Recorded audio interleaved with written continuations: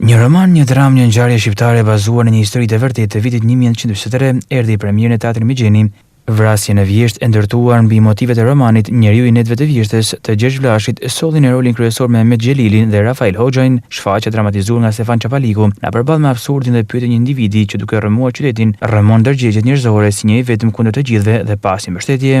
Kjo është një produksion i Teatrit Kombëtar Eksperimental Kujtim Spajvogli, premiera e cilit ka qenë në muajin mars të këtij viti, dhe mbas një sër shfaqjesh të dhëna në Tiranë, Shkodra është qyteti i parë ku shfaqja po lëviz. Mandena do ketë një tur të vetin që do zhvilloj brenda dhe jashtë Shqipërisë. Është fjala për një roman shumë interesant dhe më tepër se sa interesant të autorit Gjergj Vllashi, i cili e ka botuar në vitin 1996. Dramatizimi është realizuar prej meje dhe regjia gjithashtu.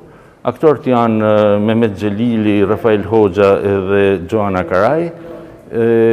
Skenograf është mjeshtri Sadik Spahia, kena kompozitor Rafael Marinajn dhe plot artistë tjerë të cilët kanë qenë të angazhuar me këtë shfaqje.